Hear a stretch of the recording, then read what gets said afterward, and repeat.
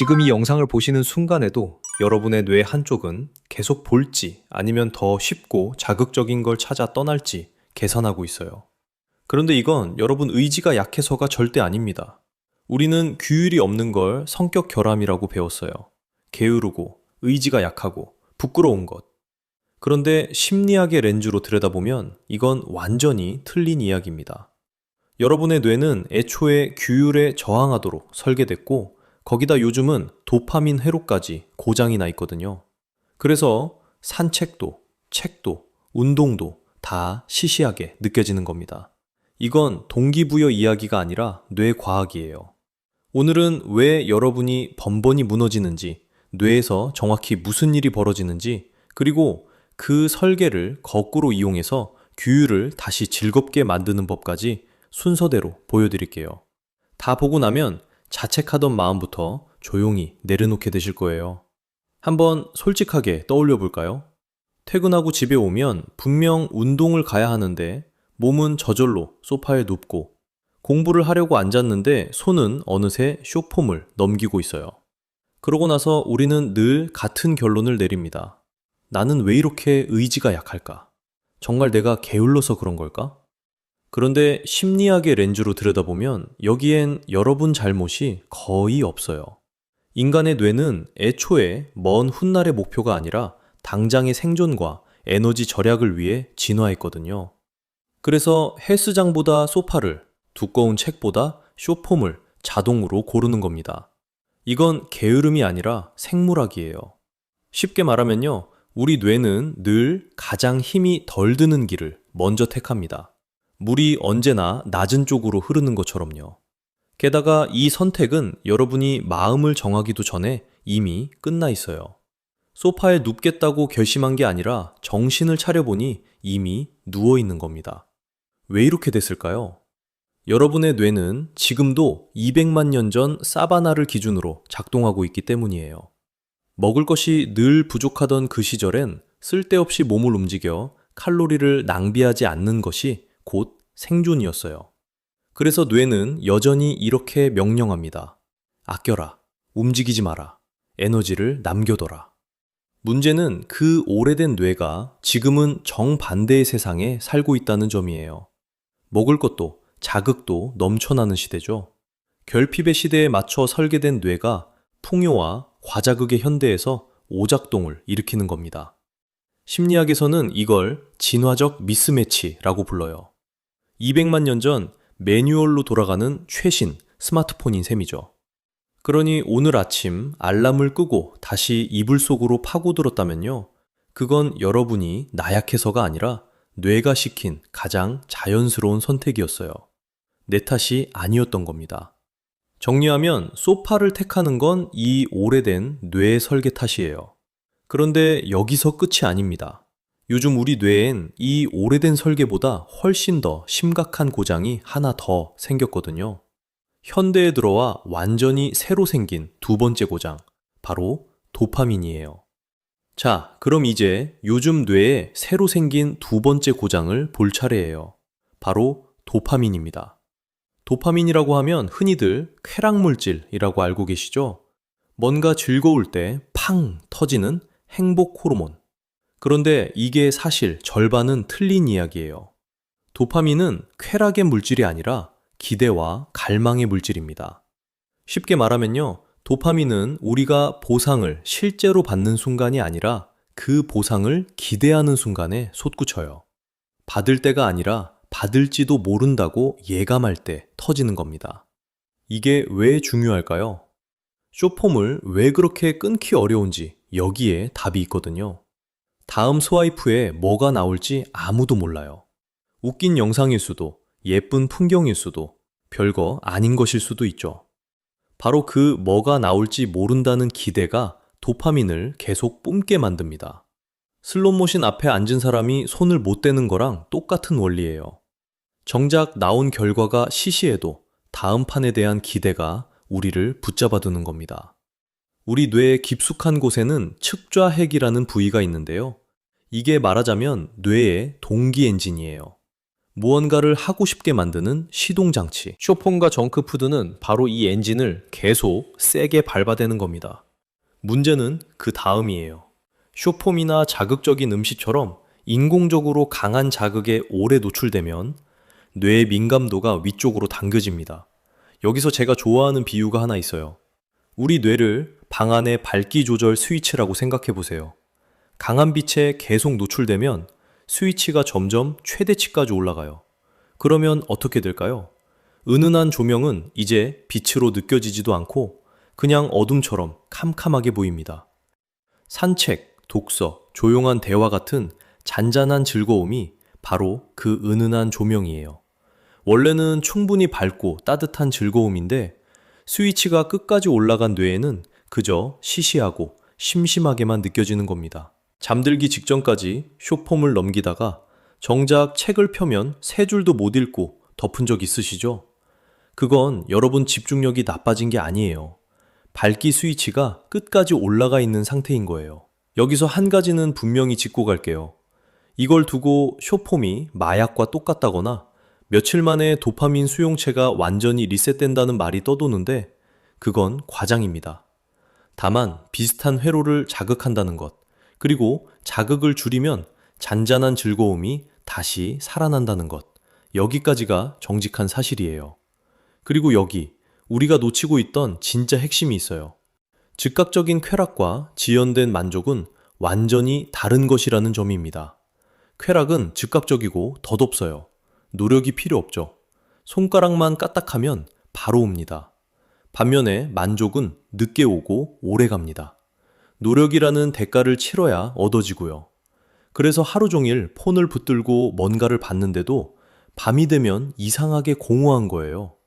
우리는 쾌락은 잔뜩 삼켰지만 만족은 한 스푼도 먹지 못한 겁니다.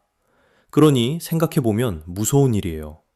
이제 여러분의 지루함조차 폰이 대신 정해주고 있는 겁니다. 도파민이 왜 고장났는지는 이제 아셨어요?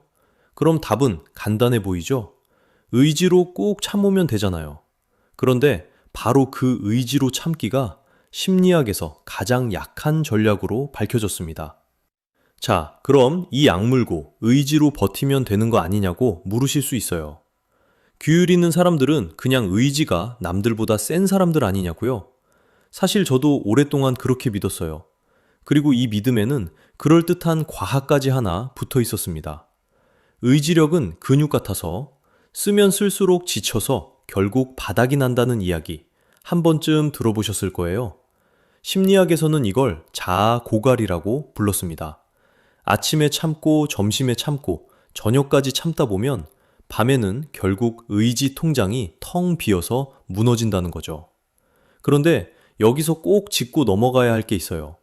의지력이 근육처럼 바닥난다는 이 이론은 2016년에 전 세계 23개 연구실이 손잡고 다시 검증해 봤더니 그 효과가 거의 확인되지 않았습니다.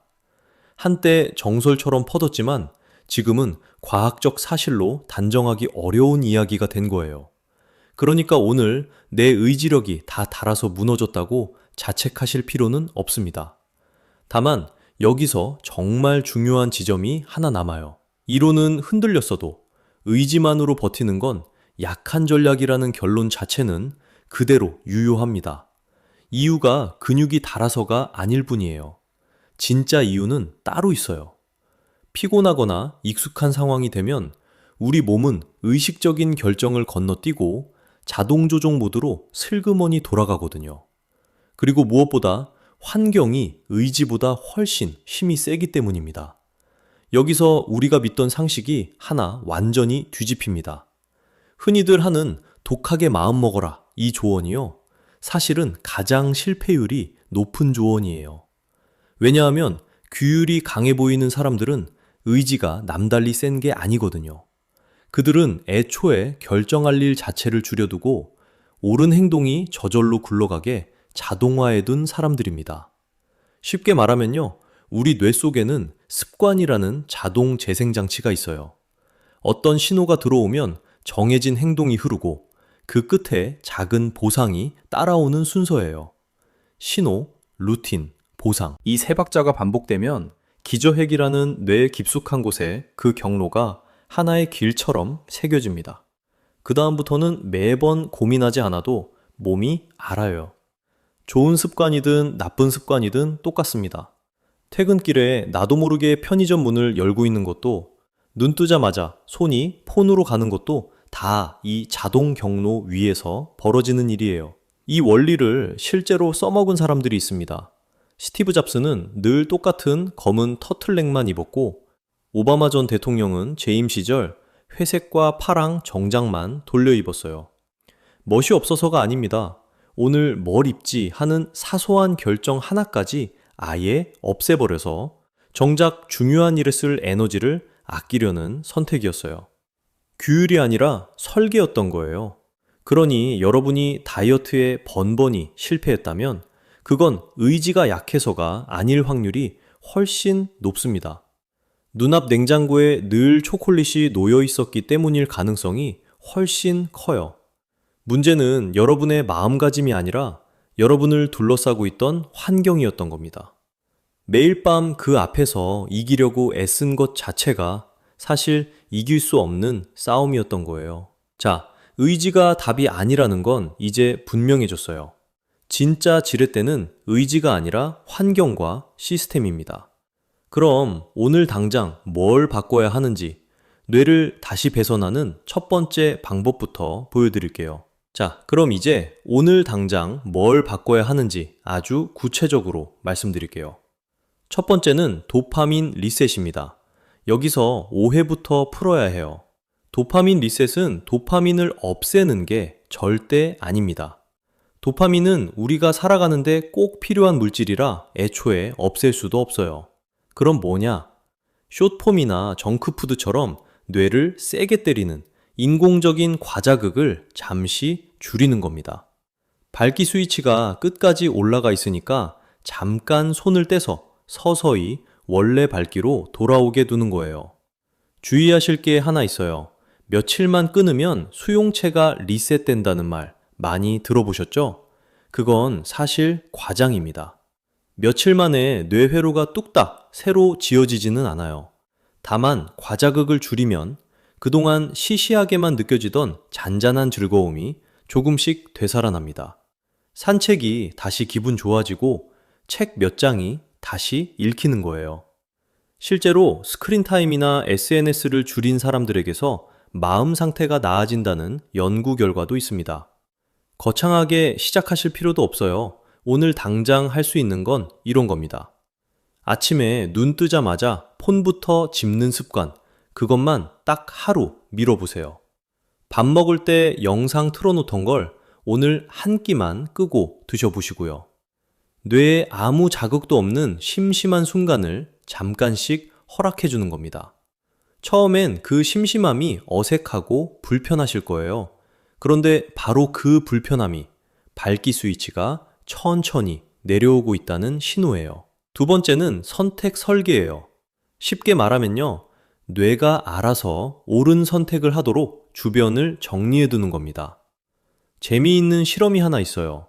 한 병원 카페테리아에서 아무것도 금지하지 않고 그저 생수를 눈높이 매대와 바구니로 옮겼을 뿐인데 물 판매가 25.8% 늘었습니다. 잔소리도 캠페인도 없었어요. 위치 하나 바꿨을 뿐인데요. 이걸 여러분 방에 그대로 적용하면 됩니다. 하고 싶은 일은 마찰을 줄이세요. 읽을 책을 아예 베개 위에 올려두는 거죠. 반대로 유혹은 마찰을 늘리세요. 폰은 다른 방에 두고 습관적으로 켜는 앱은 지우고 비밀번호는 길게 걸어두는 겁니다. 지금 이 영상을 보시는 방에서 폰이 손 닿는 곳에 있다면 그것 하나만 다른 방으로 옮겨보세요. 그것만으로도 뇌의 기본 선택지가 통째로 바뀝니다. 세 번째는 유혹 묶기예요. 하기 싫은 일을 좋아하는 것과 한 몸으로 묶는 겁니다. 좋아하는 팟캐스트나 오디오북은 오직 러닝머신 위에서만 듣기로 정하는 식이죠. 실제로 헬스장에서만 오디오북을 듣게 한 실험에서 그 사람들의 헬스장 방문이 51%나 늘었습니다. 운동이 싫어도 그 뒷이야기가 궁금해서 발이 저절로 향하는 거예요. 설거지할 때만 좋아하는 음악을 크게 틀거나 좋아하는 커피는 공부 자리에 앉았을 때만 마시기로 정해도 좋습니다. 싫은 일에 좋아하는 걸 미끼처럼 걸어두는 거죠. 여기까지가 환경을 바꾸는 방법입니다. 환경을 바꾸면 시작이 놀랄 만큼 쉬워져요. 그런데 이런 의문이 드실 겁니다. 환경만 바꾼다고 20년 묵은 습관이 정말 사라질까요? 오래된 습관은 여전히 그 자리에 남아있죠. 이걸 뇌가 눈치채지 못하게 조용히 지우는 마지막 열쇠가 놀랍게도 일본의 아주 오래된 철학 안에 들어있습니다. 자, 환경을 바꿔서 시작은 쉬워졌어요. 그런데 여전히 남아있는 게 있죠? 오래된 습관, 그리고 불쑥불쑥 올라오는 갈망. 이건 어떻게 지울까요? 여기서 일본의 아주 오래된 지혜 하나가 결정적인 힌트를 줍니다. 바로 카이젠, 개선이라는 말이에요. 쉽게 말하면요. 한 번에 극적으로 바꾸려 하지 말고 딱 1%씩 5분씩만 바꾸는 겁니다. 시 변화는 뇌가 위협으로 느끼고 저항해요. 그런데 아주 작은 변화는 뇌가 눈치조차 못 챕니다. 그래서 조용히 스며들죠. 하루 4시간씩 보던 TV를 오늘 당장 끊는 게 아니라 어제보다 딱 5분만 덜 보는 거예요. 그 5분이 별거 아닌 것 같아도 뇌 입장에선 저항할 명분이 없습니다. 그리고 여기서 꼭 짚고 넘어갈 게 있어요. 흔히들 21일이면 습관이 된다고 하잖아요. 그건 근거 없는 속설입니다. 실제 연구를 보면 습관이 자리 잡는데 평균 약 66일이 걸렸고 사람과 습관에 따라 18일에서 254일까지 편차가 컸어요. 그러니까 며칠 해보고 안 바뀐다고 느끼는 건 지극히 정상이에요. 실패가 아니라 그냥 아직 도착하지 않은 겁니다. 시작의 문턱을 더 낮추고 싶다면 습관 쌓기를 써보세요. 이미 몸에 밴 행동 뒤에 새 행동을 살짝 붙이는 거예요. 양치를 끝내면 그 자리에서 2분만 명상한다. 이렇게요. 그런데 습관을 줄여도 갈망은 파도처럼 밀려옵니다. 여기서 대부분이 실수를 해요. 갈망과 이악 물고 싸우려 들죠. 그건 오히려 파도의 정면으로 부딪히는 것과 같아요. 심리학이 알려주는 방법은 정반대입니다. 갈망을 없애려 싸우지 말고 그저 지켜보며 흘려보내는 거예요. 이걸 갈망 파도타기라고 합니다. 갈망은 파도처럼 밀려와 정점을 찍고 반드시 잦아들거든요. 연구를 보면 대개 5분에서 10분 사이에 정점을 지나고 20분에서 30분 안에 크게 가라앉습니다. 담배가 피우고 싶을 때 그 자리에서 10분 타이머를 걸고 판단하지 말고 그냥 관찰해 보세요. 아, 지금 갈망이 올라오는구나 하고요. 정점만 넘기면 대개 저절로 지나갑니다. 여러분이 약해서 참는 게 아니라 파도의 속성을 이용하는 거예요. 한 가지 더 있어요. 나쁜 습관은 사실 빈자리를 채우려고 남아있는 경우가 많습니다. 저녁마다 술 한 잔이 끊기 힘든 이유는 그게 하루를 끝내고 나를 이완시키는 전환 의식이기 때문이에요.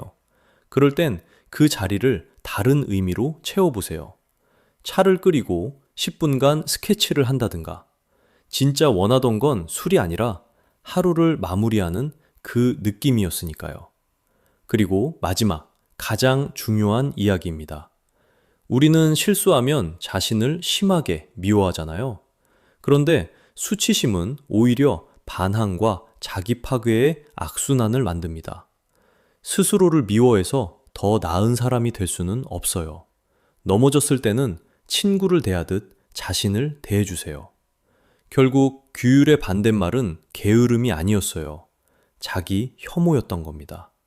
그리고 가장 깊은 변화는 무엇을 원하는가가 아니라 누가 되기로 하는가에서 옵니다. 오늘 밤 딱 5분, 어제보다 숏폼을 5분만 덜 보고 그 시간에 책을 편다면 그건 사소한 행동이 아니에요. 나는 규율 있는 사람이다 라는 새로운 정체성에 던지는 첫 번째 한 표입니다. 자, 여기까지 오면서 한 가지가 분명해졌어요. 규율은 이악 물고 나를 이기는 일이 아니었습니다. 오히려 정반대예요. 규율은 내 뇌가 나를 방해하지 않도록 미리 길을 정돈해두는 다정함이었어요. 폰을 다른 방에 두는 것도, 어제보다 딱 5분만 덜 보는 것도, 실수한 나를 친구처럼 안아주는 것도 전부 나를 몰아세우는 게 아니라 나를 편들어주는 일이었던 겁니다. 그러니 오늘부터는 이렇게 생각해 주세요. 여러분은 고장난 사람이 아니에요. 아직 재배선되지 않았을 뿐입니다. 우리 뇌는 매 순간 우리가 하는 행동을 따라 스스로 다시 배선됩니다. 쇼폼을 넘길 때마다 그 회로가 굵어지고 책을 펼 때마다 또 다른 회로가 굵어져요. 결국 방향의 문제일 뿐이에요. 어제의 뇌가 오늘의 뇌를 정하지 않습니다. 오늘 밤 여러분이 내리는 아주 작은 선택 하나가 내일의 뇌를 조금 다르게 만들어 놓을 거예요. 오늘 이야기가 조금이라도 위로가 됐다면 구독과 좋아요로 응원해 주세요. 다음 영상도 여러분의 마음을 조용히 편들어 드리겠습니다. 그리고 여기서 자연스럽게 이어지는 질문이 몇 개 남아요. 왜 어떤 사람은 아침에, 어떤 사람은 밤에 유독 집중이 잘 될까요? 의지가 아니라 정체성으로 삶을 바꾼 사람들은 대체 어떤 문장을 스스로에게 반복했을까요? 그리고 도파민을 적이 아니라 아군으로 쓰는 법은 따로 있을까요? 이 이야기들은 다음 영상에서 이어서 풀어드릴게요. 오늘도 끝까지 함께 해주셔서 고맙습니다.